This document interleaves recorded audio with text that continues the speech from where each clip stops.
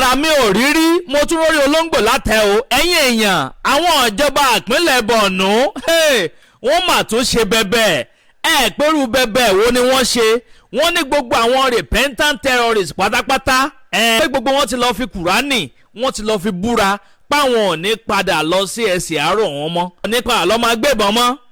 páwọn ti yí padà pátápátá ẹgbọ́n ṣé yẹn ló yẹ kó fi determine bóyá wọ́n ti change àbí wọn ò tí ì change lótìtọ́ àti lódodo ṣáwọn tó jẹ́ pé tó máa ń pààyàn báyìí ní wọ́n máa ṣe Allahu Akbar Allahu Akbar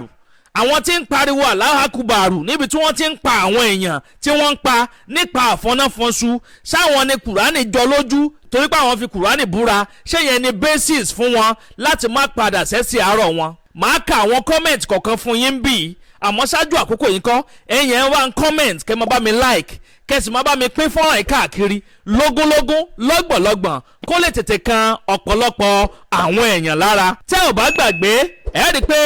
ní ọjọ́ kọkàndínlógún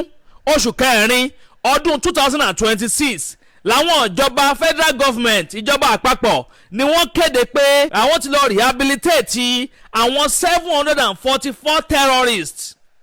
repentant terrorists wọ́n làwọn ti deradicalize wọn àwọn wá fẹ́ dá gbogbo wọn padà sínú ìlú kó máa bá wọn èèyàn gbé lálàáfíà pé wọ́n ti yí padà pé ẹ má fi ìwà àgbà kan ẹ má fi wò wọ́n mọ́ pé wọ́n ti dẹni ọ̀tun nínú Kristi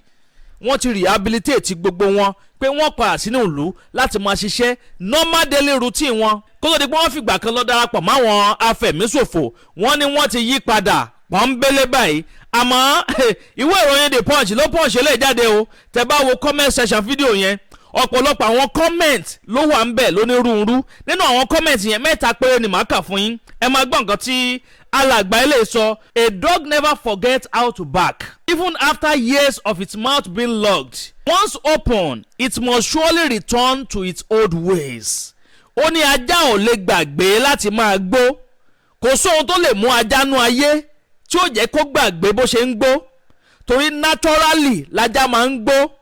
ó ní kódà kí wọ́n di ẹnu ajá pa fún ọ̀pọ̀lọpọ̀ ọdún pé ọjọ́ tó má ti ṣí ẹnu ẹ̀ kalẹ̀ báyìí yóò tún bẹ̀rẹ̀ gbígbó ni tó túmọ̀ sí pé kò sírú rehabilitation àbí deradicalization tí wọ́n lè fún àwọn afẹ̀míṣòfò yìí àwọn repentant terrorists pé dájúdájú wọ́n tún padà síbi èébì wọn ni o gbogbo wọn pátá padà Loma Gbebon ni tẹ́ bá wojú àwọn afẹ̀míṣòfò tí wọ́n deradicalize wọn ṣe lójú gbogbo wọn lè kókókó ṣáwọn tó yẹ pé wọ́n ti ń gba ransom tẹ́lẹ̀ tí wọ́n ti ń pín millions mọ́ra wọn lọ́wọ́ kó wọ́n padà bọ́ sínú ìlú báyìí kó máa ṣe shoemaker kó máa ṣe mèrúwá kó máa ṣe mèkífì kó máa tẹja kó máa ta arú kó máa ta watermelon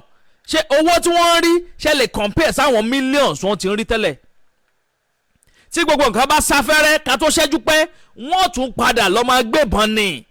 ọ̀nà dà táwọn ìjọba fẹ́ fi mọ̀ wípé wọ́n tún ti pa àlọ́ síbi tí wọ́n ti ń gbébọn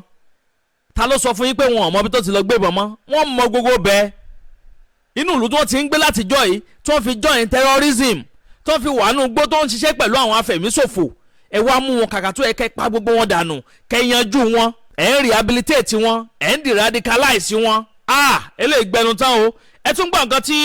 ọ̀gbẹ́ni eléyìí náà tún sọ wéèfù ló sọ tàkọ́kọ́ òun eléyìí Chidioze Ayehe ó ní people that shout Allah Akbar before they kill what oath with Quran going to do to them. ó láwọn tí ń pariwo Allah Akbar nígbà tí wọ́n fẹ́ pa àwọn èèyàn pé ní kí ni Quran fi ṣe pẹ̀lú wọn pé wọ́n búra pẹ̀lú Quran wọn búra kí nìyẹn ní ṣe pẹ̀lú wọn ṣáwọn ilé gan mọ̀ bóyá Ọlọ́run wà ní tí wọ́n kàn ṣá ń pa àwọn èèyàn nípa àyà nípa àfọ̀náfọ̀nṣu ẹ̀yin ẹ̀ bá ń comment kẹ́ ẹ bá mi like kẹ́sì máa bá mi pín kíní káàkiri lógúnlógún lọ́gbọ̀nlọ́gbọ̀n Dikin Lekan Alade òun náà sọ nǹkan bí ó ní only in Nigeria this can happen the prodigal son like what the defence minister have said I laugh in Chinese language. tẹ́ ẹ bá gbàgbé ẹ rí i pé ẹni tó jẹ́ minister of defence wa òun gan ti kọ́kọ́ sọ wípé prodigal son ní gbogbo wọn ọmọ onínàkúnà ni wọ́n á lè sún wọn kàn gírí pé kí nìkan ta fẹ́ gbà nínú ká sún wọn kàn gírí pé tán bá ná opportunity láti ronú pìwàdà láti yí padà ká jẹ́ kí wọ́n yí padà náà darapọ̀ máwọn aráàlú kó sì máa gbé papọ̀ nílẹ̀ pọ̀ ẹ̀yin èèyàn nǹkan dé o tírú àwọn èèyàn báyìí tó bá fi lè darapọ̀ mọ́ àwọn aráàlú tí wọ́n ń gbé pẹ̀lú àwọn aráàlú ṣé ẹ̀ rí pé ó léwu ni àbí bó ló ṣe lágbọ́n tọ̀dọ̀ tí yín bẹ̀ ń ṣé nǹkan tá à ń sọ yìí ṣé kò léwu ṣá káwọn 744 bandits àwọn terrorists àwọn afẹ̀míṣòfò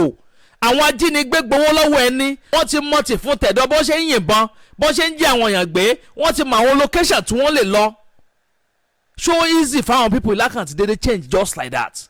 ilé ní agbára o kó má dàbí ẹni pé mò ń kàn ń ṣe àhesọ ọ̀rọ̀ ẹ jẹ́ n ka díẹ̀ fún yín nínú nǹkan táwọn ìwé ìròyìn The Punch tí wọ́n tún punch jáde wọ́n ní repentant terrorists swear oath with Quran before reintegration says Borno state government. The Borno state government has allayed the fear that many repentant terrorists reintegrated into society after rehabilitation and de-radicalization program will go back into terrorism. Wọ́n ní ọ̀pọ̀lọpọ̀ àwọn èèyàn ti ń jáyà pé táwọn bá dáwọn àwé ìpààlọ́ sínú ìlú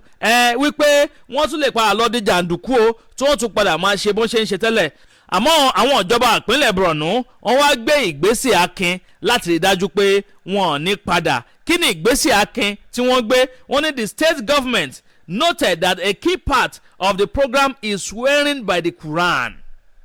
Láti búra pẹ̀lú Kùránì, ìwé mímọ́ àwọn Mùsùlùmí. A strategy considered strong enough to prevent them from taking up arms again. Wọ́n lélẹ̀ ní strategy ọ̀nà tí wọ́n lè gbà láti dájú pé wọn pa Loma Gbebon mọ́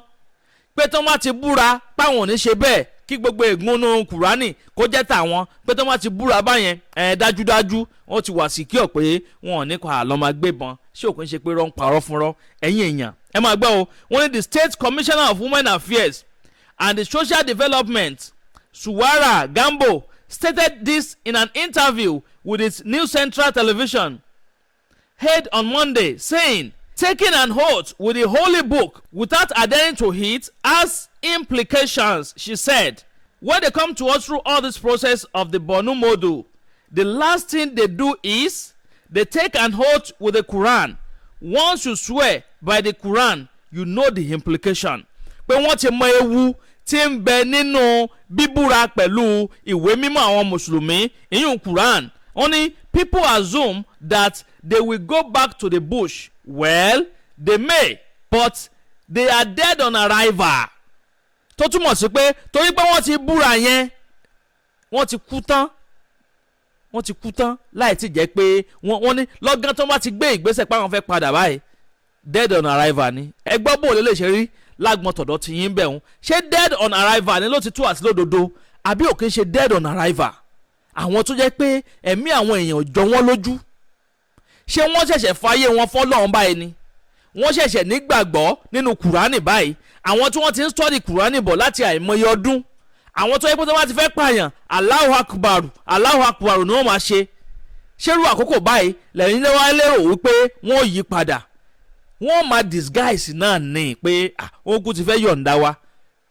wọ́n ti fẹ́ yọ̀ǹda wo nǹkan tẹ́ bá ní àṣẹ náà làá ṣe kẹ́ṣẹ́ àti yọ̀ǹda wa ká kú nínú àtìmọ́lé nínú ọgbà ẹ̀wọ̀n tẹ́ fi wá sí láti àìmọye ọjọ́ báyìí ẹ̀mọye oṣù sí ni àbá ẹ̀mọye ọdún bọ̀ èmi ò lérò pé ó ti pẹ́ táwọn pípù yẹn ti wà lákàtà àwọn ìjọba ẹ̀yin èèyàn bò lẹ́sẹ̀ lélẹ̀ sí ẹ bá ń comment kẹ́ máa like kẹ́sì máa bá mi pín fọ́nrán ìkáàkiri lógúnlógún lọ́gbọ̀nlọ́gbọ̀n kó lè tẹ̀ kan ọ̀pọ̀lọpọ̀ àwọn èèyàn lára ní rí jù báyìí lọ lórí ilé tí a mú wá fún yín ní sáà yìí bó bá tún ṣe ń lọ lórí ọ̀rọ̀ yìí gbogbo ìpátá náà lẹ́ẹ̀ láǹfààní láti máa gbọ́ lórí ìkànnì àdàbà tẹlifíṣàn àdàbà ọ̀nà ní à ń sùngbẹ́ iná ń jó ẹ̀yẹ́lé gbéra ńlẹ̀ àdàbà àtúntì fòfẹ̀rẹ̀ awọ̀lú sọ̀lúdẹ̀rọ̀ pẹ̀sẹ̀. agbe ní gbére pàdé olókun àlùkò ní gbére pàdé ọlọ́sà òdìdẹrẹ́ ní gbére pàdé wọn lóde ìwò fún ìwọ ọmọkùnrin tí nǹkan rẹ̀ ò ṣe déédé ìwọ ọmọkùnrin tí ṣàyàwó rẹ̀ ó ṣẹ̀ṣẹ̀ mọ gbọ́ jìgìjìgì lára lójú lọ mú kára rẹ̀ ó tó le ìwọ ọmọkùnrin tó ń retí ọmọ bíbí ìwọ ọmọkùnrin tó fẹ́ ṣe nǹkan tó dáa láyé pẹ̀lú aya rẹ̀ tí ìfàyàlóyà tí ó fi di nǹkan tó dáa ìwọ tásítọ̀ rẹ̀ ń sàn tí ò kí tó láti dọmọ ìwọ ọkùnrin tára rẹ̀ ò le ìwọ ọkùnrin ṣe ẹ̀kan dìde ìwọ ọkùnrin tátàn rẹ̀ ò dúró déédéé ìwọ ọkùnrin tó ń retí ọmọ ìwọ ọkùnrin tó ṣẹ̀ṣẹ̀ ṣègbéyàwó ọgbọ́ capable herbal energy capsule ló nílò fún gbogbo àìṣedéédé ara rẹ̀ kó o lè jẹ́rìí sọmọ bíbí àti nǹkan tó dáa láti ṣe.